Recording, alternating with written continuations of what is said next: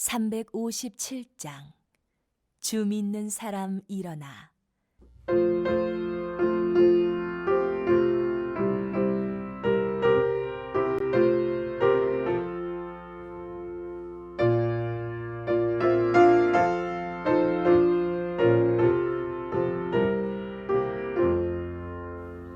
주 믿는 사람 일어나 다 힘을 합하여 이 세상 모든 마귀를 다 쳐서 멸하세. 저 앞에 오는 적군을 다 싸워 이겨라. 주 예수 믿는 힘으로 온 세상 이기네. 믿음이 이기네. 믿음이 이기네. 주 예수를 믿음이 온 세상 이기네. 온 인류 마귀 괴율로 큰 죄에 빠지니 진리로 띠를 띠고서 늘 기도드리세. 참 믿고 의지하면서 겁없이 나갈 때 주 예수 믿는 힘으로 온 세상 이기네. 믿음이 이기네. 믿음이 이기네. 주 예수를 믿음이 온 세상 이기네.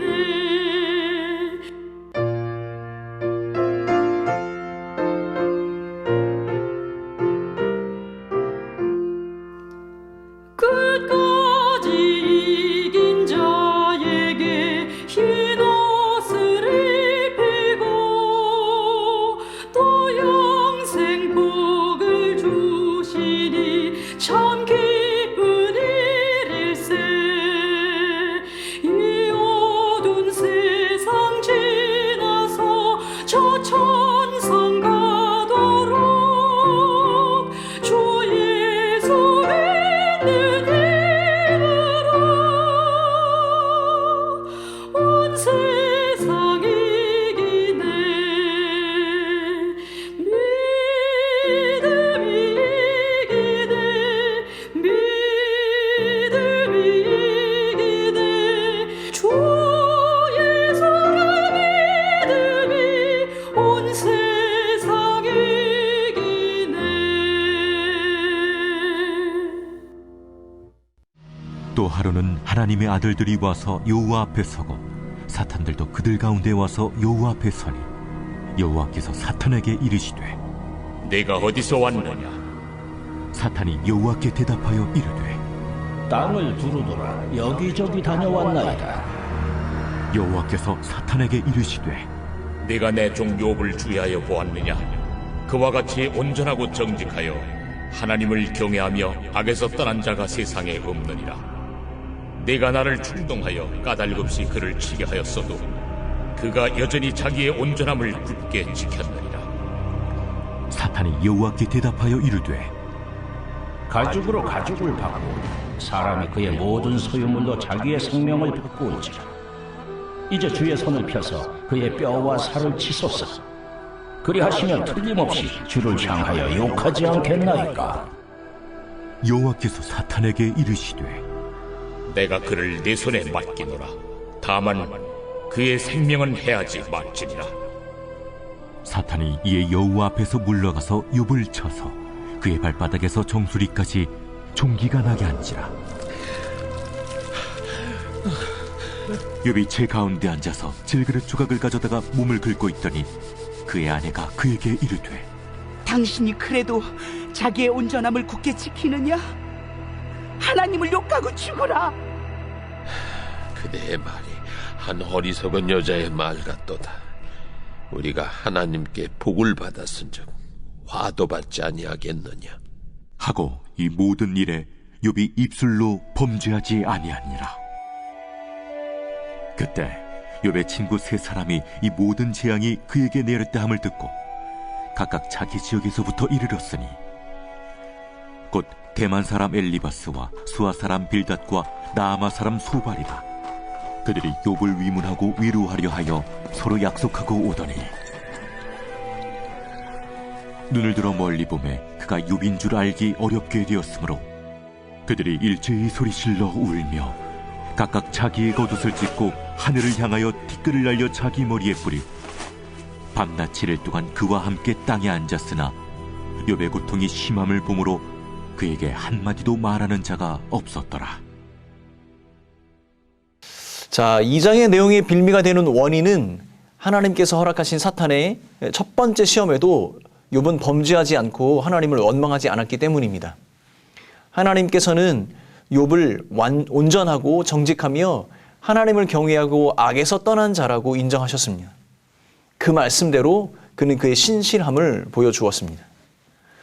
하나님께서 사탄에게 두 번째 욥을 시험하도록 허락하셨습니다. 욥의 신실함을 인정하시는 하나님께 사탄은 첫 번째 시험과는 다른 강도의 어떤 다른 내용의 시험을 제안을 합니다. 4절 말씀입니다. 사탄이 여호와께 대답하여 이르되 가죽으로 가죽을 바꾸오니 사람이 그의 모든 소유물로 자기의 생명을 바꾸올지라.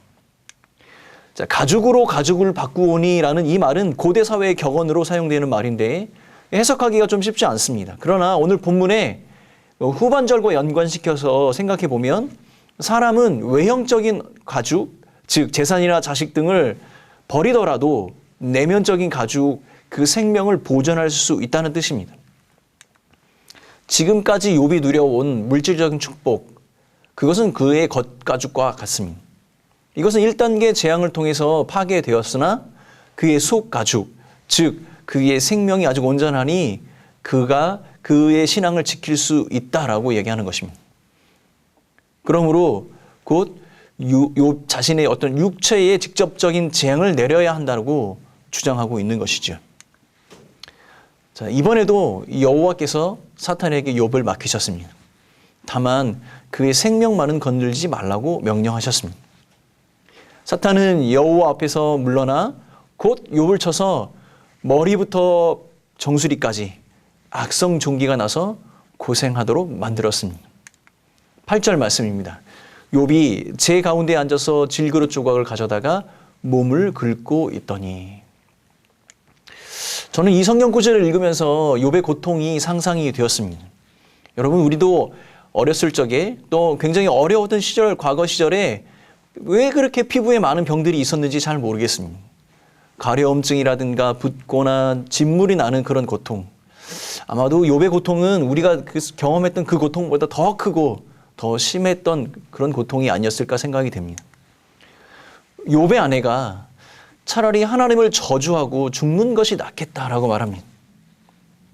자, 이 표현을 통해서 우리가 알 수 있는 것은 욥이 당하고 있는 그 고통이 우리가 형언할 수 없는 큰 고통이라는 사실을 우리는 짐작할 수 있습니다. 9절 말씀입니다. 그의 아내가 그에게 이르되 당신이 그래도 자기의 온전함을 굳게 지켰느냐? 하나님을 욕하고 죽으라. 욥의 아내가 욥에게 당신이 그래도 자기의 온전함을 굳게 지켰느냐라고 말한 이 말은 3절의 말씀에 하나님께서 욥을 평가하신 그 내용과 그 내용은 동일합니다. 그러나 하나님의 칭찬과 달리 욥의 아내는 한탄이 섞인 부정적인 어조로 말하고 있는 것입니다. 이렇게 계속된 재난의 상황 속에서도 어떻게 하나님에 대한 믿음을 온전함으로 계속 지킬 수 있을까요? 이런 반문과 비난을 포함하고 있는 것이죠. 아마도 욥은 이 아내의 이 말을 통해 더 큰 심적인 부담과 고통을 겪게 되었을 것입니다. 욥의 아내에 대해서 한번 생각해 봅시다. 욥의 아내는 모든 소유물과 10명의 자녀들이 다 죽고 잃어버렸을 때에도 아무 말도 하지 않았습니다. 그런데 다시 찾아온 두 번째 재앙에 욥의 아내는 반응을 보입니다. 하나님 앞에서 더 이상 신실함을 지킬 생각이 전혀 없습니다. 세상에 자기 자식의 죽음이 슬프지 않은 어머니가 어디 있겠습니까? 자식들의 죽음이 슬프고 고통스러웠겠지만 한마디도 하지 않고 있었습니다. 아마도 욥의 아내는 모든 자식이 죽은 그 아버지, 그 욥이 그럼에도 불구하고 하나님을 원망하지 않고 있는 그 모습을 보고 있었을 것입니다. 그러한 고통과 어려움 가운데 아내의 침묵은 어쩌면 하나님을 향해 순전한 마음을 품고 있었던 그 욥을 인정하고 받아들이고 있었던 것이죠. 그런데 욥의 아내는 욥에게 닥친 두 번째 재앙 앞에 그 마음이 무너져 버렸습니다. 온몸에 악성 종기가 퍼져 하루 종일 제 가운데서 질그릇 조각으로 몸을 긁고 있는 그 남편을 보는 아내의 마음속에 과연 어떤 생각들이 떠올랐을까요? 남편이 이 모든 것을 다 잃고도 하나님을 원망하지 않고 순전함을 지켰건만 어찌 또 이런 재앙이 닥쳐왔을까? 도저히 이해할 수 없고 믿을 수 없다는 생각을 했겠죠. 하나님의 공의는 어디에 있는가? 아마 좌절하고 절망하며 그 하나님을 포기해야겠다고 생각했을 것입니다. 사탄의 전략이 성공하고 있는 것이죠. 사랑하는 성도 여러분, 어쩌면 욥의 아내의 모습이 우리의 일반적인 모습이 아닐까 생각합니다. 한두 번 겪는 어려움은 그래도 믿음이라는 것을 사용해서 이겨내려고 생각합니다. 그러나 그 고난과 고통이 나의 믿음의 영역 밖까지 우리를 밀어내고 도전한다면 우리는 아마 쉽게 좌절하고 하나님을 원망하게 될 것입니다. 우리 안에 일어나는 고난을 믿음으로 받아들일 수 있는 것과 그렇지 않는 것의 한계를 결정하는 것은 누구입니까? 그럴 수도 있지. 아니야. 도저히 이해할 수 없어. 어떻게 이런 일이 나에게 일어난단 말이지? 이 마음의 경계를 결정하는 것은 누구입니까? 10절 말씀입니다. 그가 이르되 그대의 말이 한 어리석은 여자의 말 같도다. 우리가 하나님께 복을 받았은즉 화도 받지 아니하겠느냐 하고 이 모든 일에 욥이 입술로 범죄하지 아니하니라. 그러나 욥은 하나님께서 기대하셨던 그 신실함을 보여주었습니다. 우리가 누리는 복도 하나님께서부터 받았고 그러므로 우리가 화도 어찌 받지 아니하겠느냐. 이 말 속에 이 모든 어려움 속에서도 말로도 죄를 범치 않겠다는 그 욥의 믿음이 드러나고 있는 것이죠. 사랑하는 성도 여러분, 내일부터 우리는 욥기를 통해서 긴 고난에 관한 논쟁을 시작하게 됩니다. 이 논쟁에 욥도 잠시 흔들리는 모습을 보여줍니다. 그러나 하나님은 그 마지막에 가서 그의 신실함을 의심하지 아니하시고 그에게 모든 것의 2배의 축복을 허락해 주십니다. 1장과 2장의 내용은 바로 왜 욥이라는 사람이 고난 가운데서도 축복을 받을 만한 사람인가를 우리에게 보여주고 있습니다. 우리는 아마 대부분 욥의 아내와 같은 반응을 보이고 있습니다. 우리에게 일어나는 고난과 고통이 우리들의 믿음 영역 안에서 일어나 주기를 간절히 바라고 있지요. 그러다 그 고난과 고통이 내 믿음의 한계를 벗어나 일어난다면 아마도 욥의 아내와 같은 모습을 보일 것입니다. 사랑하는 성도 여러분, 우리는 흔히 욥기를 읽으며 왜 의인에게 고난이 닥치는가라는 질문에 답을 찾으려고 합니다. 고난과 고통 그 속에 하나님의 뜻을 찾고 이해하려고 노력하는 것이죠. 그러나 하나님께서 인정하시는 그 신실함은 이해하는 자가 아니라 믿는 자입니다. 믿는 자는 내가 믿을 수 있고 이해할 수 있는 영역을 설정하는 것이 아니라 복이든지 화이든지 그 모든 것이 하나님의 주권 가운데 나에게 주어졌음을 기억하고 하나님께 나아가는 것입니다. 10절에 욥의 고백은 그의 신실함이 어디까지인가를 우리에게 보여주고 있습니다. 내가 받을 수 없는 것도 받아야 합니다. 그것이 복이 아니라 화일지라도 말이지요. 그것을 내게 허락하신 하나님은 언제나 옳으시고 언제나 신실하시고 언제나 최선이십니다.